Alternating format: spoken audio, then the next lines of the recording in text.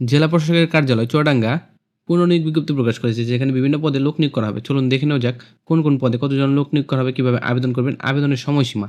এখানে যে নিয়োগ বিজ্ঞপ্তি দেখতে পাচ্ছেন, জেলা প্রশাসকের কার্যালয় চুয়াডাঙ্গা সংস্থাপন শাখা পুনর্নিয়োগ বিজ্ঞপ্তি, যেখানে 4 ফেব্রুয়ারি 2025 তারিখে সালে এটা প্রকাশিত হয়েছে। জেলা প্রশাসকের কার্যালয় চুয়াডাঙ্গা এর অধীনস্থ অফিস সময়ে সাধারণ প্রশাসনের নিম্নবর্ণিত শূন্য পদ সময়ের অস্থায়ী ভিত্তিতে প্রচলিত নিয়োগ বিধি অনুযায়ী নিয়োগের মাধ্যমে পূরণের নিমিত্তে চুয়াডাঙ্গা জেলায় স্থায়ী বাসিন্দাদের নিকট হতে নিম্নবর্ণিত শর্তে ডিসি chuadanga.teletalk.com.bd এই ওয়েবসাইটের মাধ্যমে দরখাস্ত আহ্বান করা যাচ্ছে। অনলাইনে ব্যতীত কোনো প্রকার আবেদনপত্র গ্রহণ হবে না।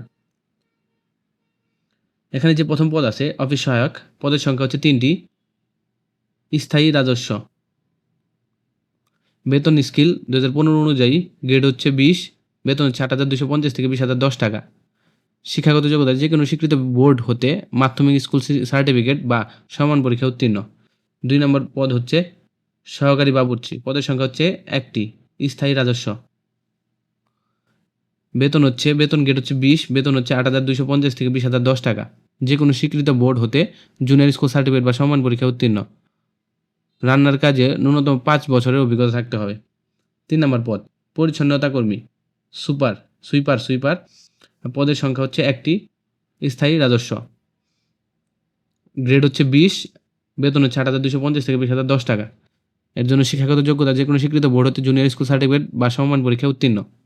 4 নম্বর পদ হচ্ছে পরিচ্ছন্নতা কর্মী, সুইপার, সার্কিট হাউস, পদের সংখ্যা হচ্ছে 1টি। স্থায়ী রাজস্ব, বেতন গ্রেড হচ্ছে 20, বেতন হচ্ছে 8,250 থেকে 20,010 টাকা। যে কোনো স্বীকৃত বোর্ড হতে জুনিয়র স্কুল সার্টিফিকেট বা সম্মান পরীক্ষায় উত্তীর্ণ।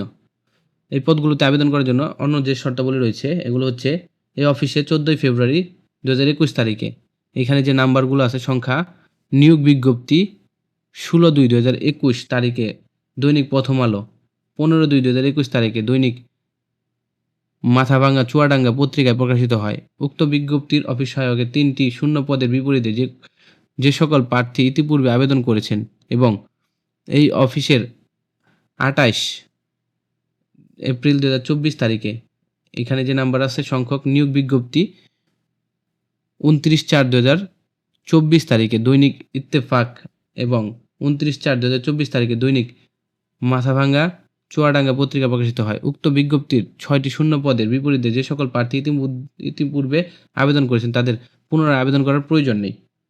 এখানে যে তারিখে যে বিজ্ঞপ্তিগুলো প্রকাশ করেছে পূর্বে, সেগুলোতে যারা